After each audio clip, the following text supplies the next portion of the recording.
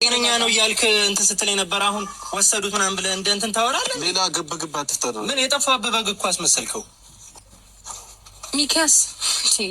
እሱ ወዶና ፈቅዶ ላደረገው ነገር አገታችሁት፣ ወሰዳችሁት ምናምን። እሺ ምንድን ነው የምትሉኝ? ስልኩን ወስደውበታል ጓደኞቻችሁ ተሰብስበው። እየነገርኩ ነው አይደል? እኔ በግልጽ አማርኛ ስልኩን ወስደውበታል። ሳይፈልጉ ቤቷ ነው ይዘውት ሄዱት። ከዛ በኋላ ወዴት እንዳደረገችው አይታወቅም። ቤቷ ድረስ ሄድናል። ይሄን ነገር ደግሞ ጠንቅቀህ ታውቃለህ ሚኪያስ። ምንም እንደማያውቅ ለማስመሰል ነገር የለም። ምንም ነገር ውስጥ የለውበትም። እኔ የአብርሃም ጤና እንዲመለስ ነው እንጂ የምፈልገው ከአንቺም ጋር ሆነ ከሄርሜላም ጋር ሆነ እኔ ግድ አይሰጠኝም። ግን ከሄርሜላ ጋር እንዲመለስ ብፈልግም አሁን ያለበት ነገር እኔ አላውቅም። በቃ እንድታውቁ የምፈልገው እኔ ምንም አውቀው ነገር የለም። ምንም የምትደብቅ ነገር ካላመናችሁ ቤቷ ልሰዳችሁ ታውቃለህ። ያልኩህ ታውቃለህ ያለበት ቦታ ወሰደኝ። ታውቃለህ ያልኩህ ነው። አብርሃም ያለበት ቦታ ወሰደኝ። እየሰማኸኝ ነው? አብርሃም ያለበት ቦታ ያሳየኛል። ሌላ ችግር አለ። ሰላም ፋሚሊ፣ እንዴት ናችሁ? የኔ ፋሚሊዎች ደህና ናችሁ ወይ? አለሁላችሁ። እንዴት ናችሁ? እንግዲህ የዛሬ ቪዲዮ ዩማ አብርሽዬ ጠፍቷል ማለት ነው። ሄርሜላ ይዛ ጠፍታለች እና አብርሽዬ ትናንትና ሄርሜላ ይዛ ጠፍታለች። ይሄ ግን ተገቢ አይደለም። እውነት በጠራራ ፀሐይ የሰው ባል ይዞ መጥፋት ይሄ ተገቢ አይደለም። የት ነው ይዘው ሄደችው? ሐኪም ቤት ነው ይዘው ሄደችው? ጸበል ነው ይዛ ሄደችው? የት ነው ይዘው የሄደችው? ሄርሜላ መከሰስ አለባት። ሄርሜላ አላርፍ ብላለች፣ መከሰስ አለባት ማለት ነው። እና ትናንትና ሩታ እያለ ኤፊ እያለ ነው በግድ ምንም ችግር የለውም እያሉ ነው በግድ ሄርሜላ ቤት አስገብተው በር የዘጉበት እንዳይወጣ። እና አብርሽ የት ይዛው እንደተሰወረች የሚታወቅ ነገር የለም። እና ብቻ በእውነት በቃ ይደብራል። በጣም ነው የሚደብረው። እንዴ የት ይዛ ሄደች ይባላል? እቺ አይን አውጣ ማለት ነው። አሁን ባል ይሆነኛል ብላ ነው እንደዚህ አልፈልግሽም እያለ ቀለበቷን አስወልቆ ወደ ትዳሬ ወደ ልጆቼ ተመለስኩኝ እያለ ማለት ነው። እሷ አብርሽን ይዛ የምትሰወር ማለት ነው። አሁን ይሄ ባል ይሆናታል? ዝም ብላ እኮ ነው የምትለፋው፣ ዝም ብላ ሄርሜላ። አሁን የፊ እንግዲህ የሄርሜላ ወንድም ደብድቦታል ማለት ነው። እንግዲህ ምን ያድርግ? ሄርሜላ ወንድም ምን ያድርግ?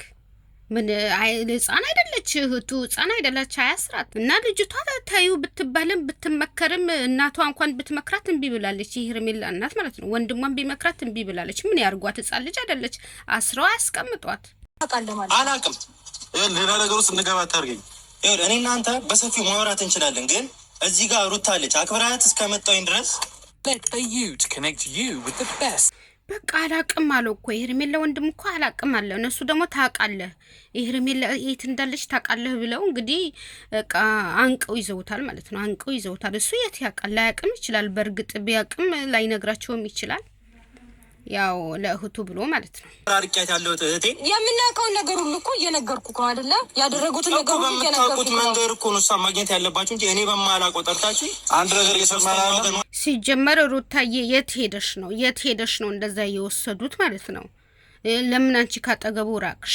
የት ሄደሽ ነው አንተ? ሰይፍ የት ሄደህ ነው የወሰዱት? እና ታውቃላችሁ አብርሽ ጥሩ ሁኔታ ላይ እንዳልሆነ ታውቃላችሁ። እያወቃችሁ ለምንድን ነው ካጠገቡ የምትሸሹት? ለምን ካጠገቡ ጠፋችሁ? እንግዲህ እነሱ ይሄን አጋጣሚ አግኝተው ነው አብርሽን ይዘው የጠፉት። እነት ነው የሚቀርምባችሁ ወይስ የሱን አሁንም እንደበጊዛችሁ? ምታ ከሆነ ተናገር አንተ፣ ምታ ከሆነ ተናገር፣ ማታ ከሆነ አላቅም በል። ሌላ ነገር ለምን ታወራለህ? እና ማን ናቸው የኔ ጓደኞች? እሺ ለብሮ እንከራከረው ተጋሩ ሰዳሽ የአብርሃምን ጉዳይ እርሰውና ተጋሩ ሰዳበትን አላቅም። ታውቃለህ? እንዴት አታውቅም? ደውልላታለሁ ብዙ ጊዜ። እሺ ደውልላታው። መቼም ያን ስልክ ተነሳለች። ደውልላት። ለምን መፍትሄ መሰለኝ። ለምን እንደዚህ ድርቅ የሚያደርገው መሰለኝ? ለምን ምናምን ሰው ማሽሽ እየፈለግከው ያለው ታውቃለህ ማለት ነው እንጂ እስኪ ደውል። ጀመረው ነገር መደበቅ ፈልጋል። ምክንያት ያው እኮ ነገር እንዳለ እኮ ግልጽ ነው። ወይ ጉድ እንዴ!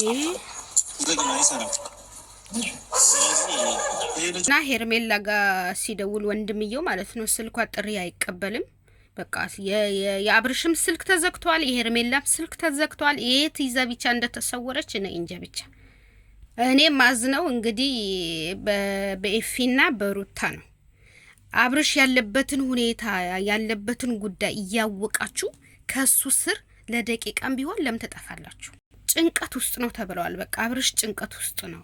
መንከባከብ ነው የሚያስፈልገው። አጠገቡ ሰው በቃ አጠገቡ ሰው መሆን አለበት። ለምን አሁን እሱ ጭንቀት ውስጥ ነው። በቃ ጭንቀት ውስጥ ነው። ጭንቀት ይዞታል እና መረዳት ነበረባቸው። ከየት ላምጣት እስኪ ነገር እንደዚህ ግን ለሚካስ በደንብ ታውቃለህ። በጣም የሚደብር ነገር ነው። አንተ እህት አይደለች እንዴ? አይደብራችሁም? የሰው ትዳር የሰው ባል መቀማት ምናምን እሱ ፈልጎ ለገባበት ነገር እንደውም እኮ የምስራች ነው። አብረው መሆናቸው እኮ ሊያስደስታችሁ ነው የሚገባው። ደግሞ የምስራች ነው ይላል። እንዳያፍርም እንዴ? እህትህ እንደው በጠራራ ፀሐይ የሰው ባል መንጠቋን የሰው ባል መዝረፏን ይሄ የምስራች ነው የሚባለው? አንተ እህትህ ላይ ኮራህ መቼም ልታፍር ነው የሚገባው። በእውነት እህትህ ላይ ማፈር ነው ያለብህ። እቺ ፍየል እህትህ ማለት ነው። እቺ ፍየል እህትህ ላይ ማፈር ነው ያለብህ። እኔ አሁን ሄርሜላ ብሆን እኔ ወንድሜ አይተወኝም። እስር አድርጎ ነው የሚገርፈኝ። ከቤትም አያስወጣኝም። ቤት ውስጥ ነው የሚያስረኝ። አይገርምህም? አንተ እህትህ ለምንድነው ስርዓት ማታሲዝ? ፈቅዶ አይደለም አይተናል።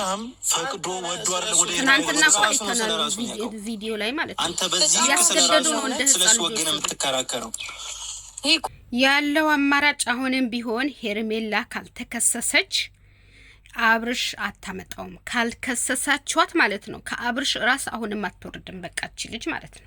በቃ ተስፋ አትቆርጥም በሱ። እቺ ልጅ መከሰስ አለባት።